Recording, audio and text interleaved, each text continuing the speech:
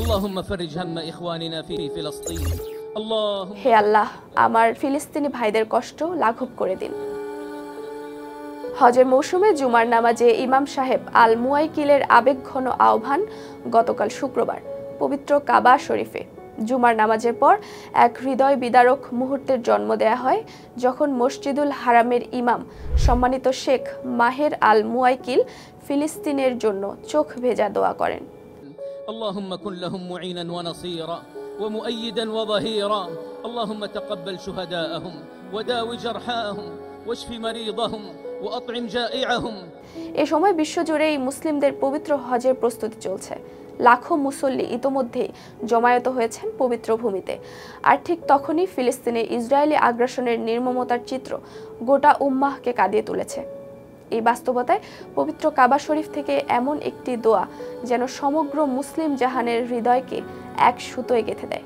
اللهم عليك بالصهاينة المحتلين المعتدين اللهم عليك بالصهاينة المحتلين المعتدين اللهم شتت شملهم وفرق جمعهم واجعل دائرة السوء عليهم بقوتك وعزتك يا قوي يا عزيز। দোয়ার বাংলা অনুবাদ: হে আল্লাহ আমার ফিলিস্তিনি ভাইদের কষ্ট লাঘব করে দিন।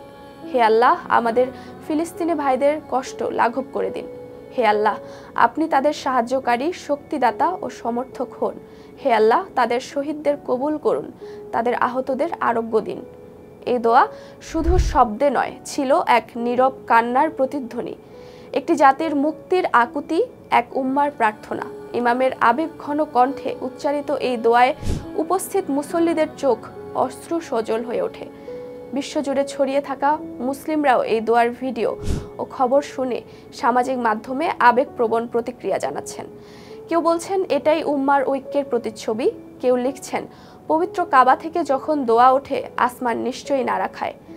হজের এই মৌসুমে নতুন এক বার্তা, হজ কেবল একটি ইবাদতই নয়, এটি হলো উম্মার ঐক্যের দৃঢ় বহিঃপ্রকাশ।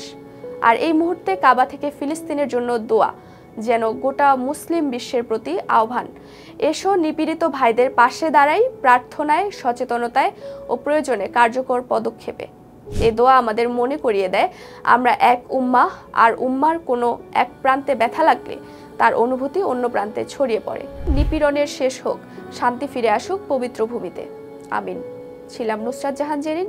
ফেস দ্য পিপলের সাথে থাকার জন্য ধন্যবাদ।